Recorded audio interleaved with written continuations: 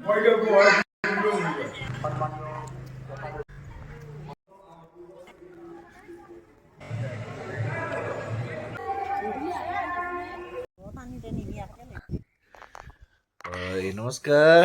অসমৰ বাতৰিকাকত চেনেলটোত আপোনালোকক স্বাগতম জনাইছোঁ। আজি আমাৰ কি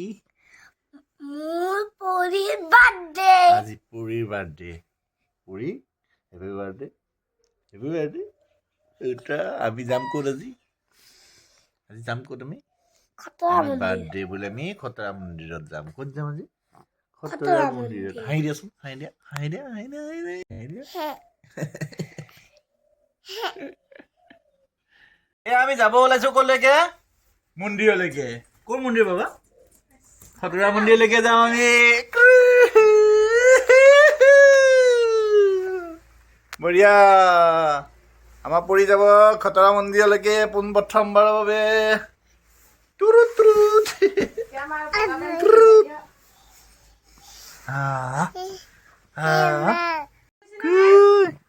পৰি উঠা এইফালে এইফালে। কি তামোল হেপী বাৰ্থডে আমাৰ যাতে হেপী বাৰ্থডে নেকি আজি হেপী বাৰ্থডে নেকি তোমাৰ আজি চাও কাপোৰযোৰ হ'ব নে নহ'ব বা ফটো এটা মাৰো আমাক গধূলা নালগে গৰম লাগে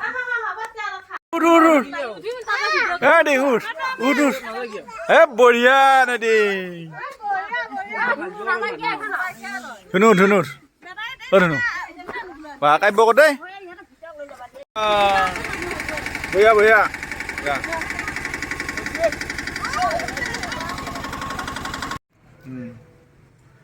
আৰু এয়া আমি আহি পালোঁ আমাৰ খতৰা সত্ৰত। এনেকৈ আপোনালোকক দেখুৱাই থাকিম পৰিৱেশখিনি ধুনীয়া লগা হৈছে। পাৰ্টি আহি গ'ল, এইবিলাক আমাৰ পাৰ্টিৰ মানুহ। এইটো আমাৰ চেলিব্ৰিটি, এইটো ধুনীয়া ধুনীয়া পৰি চোৱা। এই পৰি কি চাইছে কি চাইছে? আহি গেল আহি গেল আহি গেল। নামা এতিয়া নামা নামা। কিয় কিয় বেয়া পাইছা?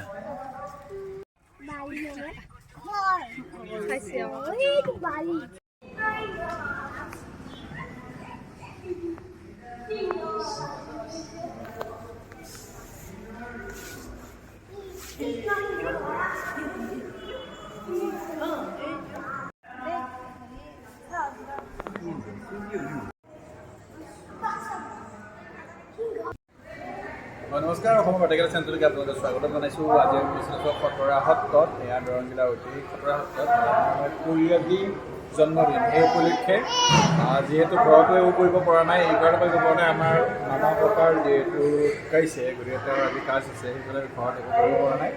আৰু প্ৰথম বাৰ্থডে বুলি আমি খতৰা সত্ৰলৈকে লৈ আহিলোঁ। গতিকে আপোনালোকক অলপ ভিডিঅ' জৰিয়তে দেখিবলৈ চেষ্টা কৰিলোঁ, আমি কেনেকৈ পাৰ কৰিলোঁ।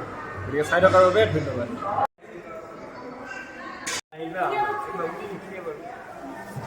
হ'ব আমি একেলগে আহিছোঁ, একেলগে এটা লিখিলোঁ।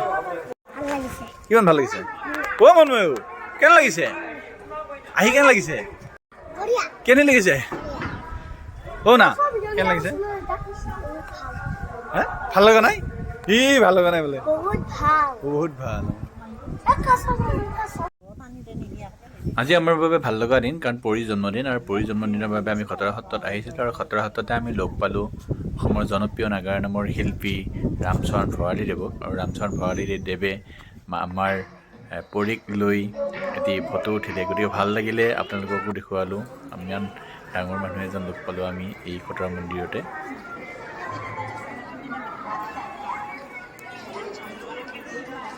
কি কি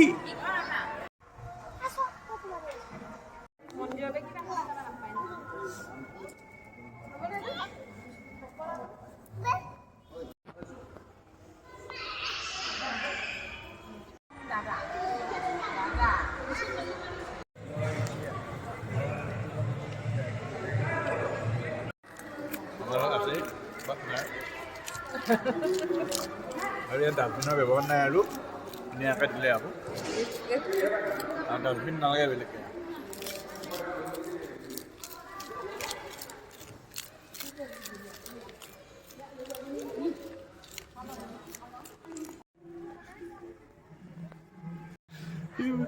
বাৰ্থডে গাৰ্লৰ অৱস্থা এইটো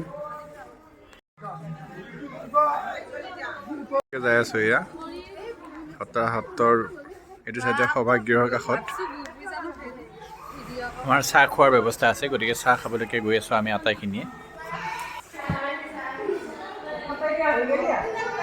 আৰু ইয়াতে চাহ খোৱাৰ ব্যৱস্থা হ'ব এতিয়া আমি আটাই চাহ খাম বহক বহক বহক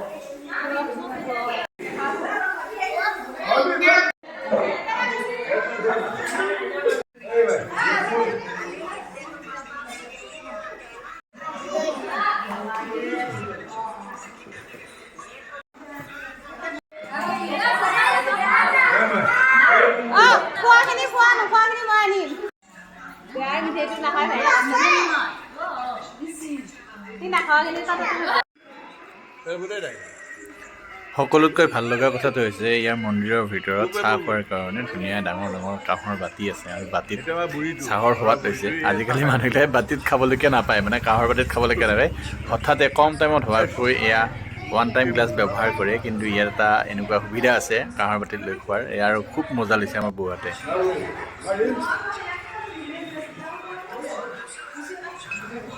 আৰু এনেকৈ ঐতিহাসিক দৰং জিলাৰ খটৰা সত্ৰত আমি পাৰ কৰিলোঁ এটা ভাল লগা দিন আপোনালোকে চাই থকাৰ বাবে ধন্যবাদ জ্ঞাপন কৰিলোঁ আপোনালোকক